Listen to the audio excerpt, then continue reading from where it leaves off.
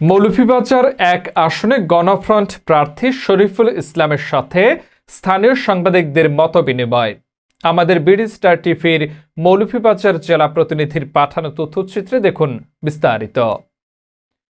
আসন্ন ত্রয়োদশ জাতীয় সংসদ নির্বাচনকে সামনে রেখে মৌলভীবাজার এক বড়লেখা জুড়ি সংসদীয় আসনে গণফ্রন্ট মনোনীত মাছ মার্কার সংসদ সদস্য প্রার্থী শরীফুল ইসলাম স্থানীয় সাংবাদিকদের সঙ্গে এক মতবিনিময় সভা করেছেন।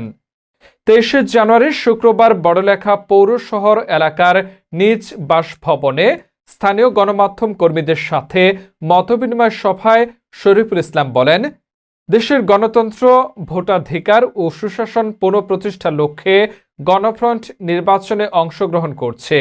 তিনি বলেন, জনগণের প্রকৃত প্রতিনিধিত্ব নিশ্চিত করতে হলে সুষ্ঠু, নিরপেক্ষ ও অংশগ্রহণমূলক নির্বাচনের কোনো বিকল্প নেই।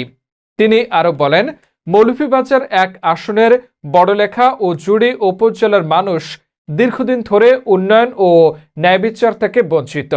নির্বাচিত হলে তিনি শিক্ষা, স্বাস্থ্য ও যোগাযোগ ব্যবস্থার উন্নয়ন, কর্মসংস্থান সৃষ্টি এবং কৃষক, শ্রমিক সহ সাধারণ মানুষের জীবনমান উন্নয়নে কাজ করবেন।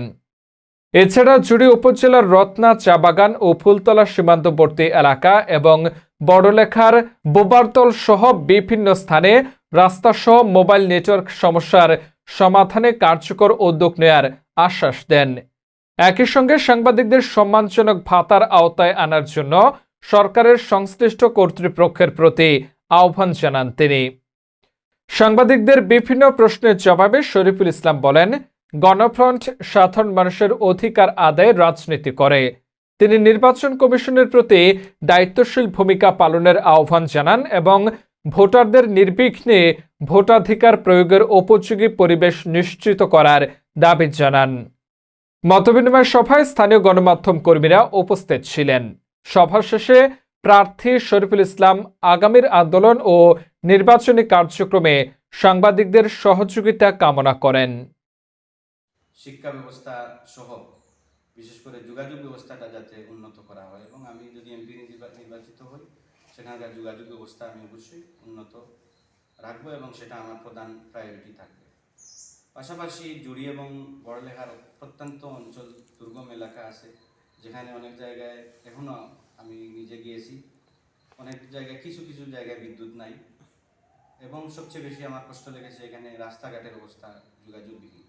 বর্তমান যে আমরা ভোটাররা ভোট দিবে এসে সেখানেও দেখা গেছে একটা সেন্টারে ভোট দিতে হলে আগের দিন আসতে হবে এবং সীমানা অঞ্চলেও কিছু সমস্যা আছে। দেখা গেছে অন্যান্য আসনের ভোটার কিন্তু আমাদের বড়লেখা অঞ্চলের ভিতরে তার বসবাস, সুযোগ সুবিধা সবই বড়লেখার। এই ভোটারগণকেও আমি বড়লেখার এবং জুড়ির আওতায় নিয়ে আসবো। সীমানা সংক্রান্ত সমাধান ইনশাল্লাহ আমি করব যদি আমি এমপি নির্বাচিত হই। পাশাপাশি আমাদের চিকিৎসা ব্যবস্থায়, বিশেষ করে আমাদের বড়লেখা হাসপাতালে আমরা বিগত সময়ে দেখেছি আমাদের মৌলিক যে এই অধিকারটা আমরা ন্যূনতমভাবে পাইনি। চিকিৎসা ব্যবস্থার অবস্থা তেমন কিছু হয়নি। হ্যাঁ, উন্নত হিসাবে শয্যা বৃদ্ধি পেয়েছে কিন্তু সেবার মান অত্যন্ত নিম্ন। সেক্ষেত্রে আমি বর্তমান আধুনিক যুগে, ডিজিটাল যুগে মনিটরিংয়ের অবস্থানে আমি 24 ঘন্টা এটা মনিটরিং করব। পাশাপাশি আমাদের পৌরসভা সহ জুড়ি অন্যান্য জায়গায় যানজটের এলাকায় আমি ফ্লাইওভার নির্মাণের উদ্যোগ নিব যাতে যানজট থাকে না। বিশেষ করে আমাদের বড়লেখা বাজার, জুড়ি বাজারের পয়েন্টে অনেক সময় জ্যাম লেগে যায়, চিকিৎসা ক্ষেত্রে অ্যাম্বুলেন্স অনেকক্ষণ লাগে। তো সেক্ষেত্রে আমরা একটা ফ্লাইওভার বা বাইপাস ব্যবস্থায় উদ্যোগ আমি নেব যদি আমি নির্বাচিত হই। আরেকটি বিষয় আমি বর্তমানে দেখেছি অনেক জায়গায় পানি সংকট আছে, বিশেষ করে চা শ্রমিক এরিয়ায় তাদের পানি সংকটে তারা আছে। সেক্ষেত্রে আমি আলাদা আলাদা এরিয়া ভিত্তিক নলকূপ স্থাপনের উদ্যোগ নেব এবং যেসব গ্রামে পানি সংকট আছে বিভিন্ন এরিয়ায় নলকূপেরও আমি উদ্যোগ নেব। আখালুকি এবং বোবারতল এই দুটি অঞ্চল আমাদের পর্যটন এরিয়ার মধ্যে খুবই গুরুত্বপূর্ণ। আখালুকি যদিও অনেক বরাদ্দ আসে কিন্তু তার যথাযথ ব্যবহার হয় না। আমরা বিশ্বে থাইল্যান্ড সহ অন্যান্য কান্ট্রিতে আমরা দেখিতে এগুলাতে তাদের প্রধান আয় হচ্ছে পর্যটন। সেক্ষেত্রে আমি পর্যটনের দিক দিয়ে হাকালুকিকে সেই পর্যায়ে নেওয়ার চেষ্টা করব। পাশাপাশি বুবারতল সবচেয়ে অবহেলিত অঞ্চল, পাহাড়ি অঞ্চল, যেখানে রাস্তাঘাটের অবস্থা এবং যোগাযোগ পাশাপাশি অন্যান্য মৌলিক সুবিধা বঞ্চিত একটি এলাকা, যাতে সেখানে একটা ইন্ডাস্ট্রিয়াল এরিয়া করা যায়। আমি নির্বাচিত হই বা যিনি নির্বাচিত হবেন তার প্রতিও আমার অনুরোধ থাকবে যে এই এরিয়াটাকে বিশেষ প্রাধান্য দিয়ে বিশেষ বরাদ্দর আওতায় এনে যাতে তাদের অবস্থানটা পরিবর্তন হয়।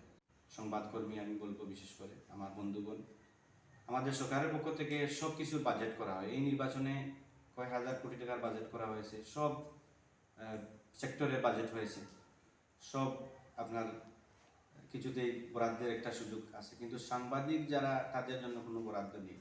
আপনাদের মাধ্যমে সংশ্লিষ্ট কর্তৃপক্ষের কাছে আমার অনুরোধ থাকবে যে সাংবাদিকদের জন্য আলাদা একটা যেন বরাদ্দ রাখা হয়, এবং সাংবাদিকদের একটা অধিকার অনেক সময় আমরা দেখি, আমরা খর্ব করি, সেটাকে যেন আমরা প্রাধান্য দিই।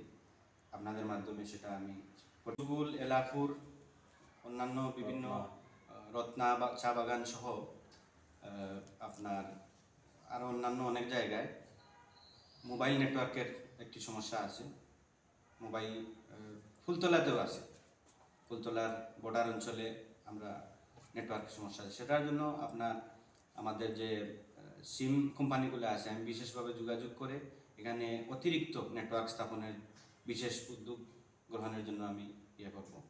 আরেকটি বিষয়, অনেক জায়গায় আমরা দেখেছি যে 1 কিলোমিটার রাস্তা কিন্তু মাত্র 20 ফুট বা অর্ধ কিলোমিটারের জন্য যোগাযোগ ব্যবস্থা অত্যন্ত বিঘ্নিত এবং কষ্টে আছে অনেক এরিয়ায়। আমি নাম বলতে চাচ্ছি না এরিয়া, তো সেগুলো আমি উদ্যোগ নেব, বা যিনি এমপি নির্বাচিত হবেন তার প্রতি আমার অনুরোধ থাকবে এই সামান্য প্রয়াসটা উনি যেন করেন।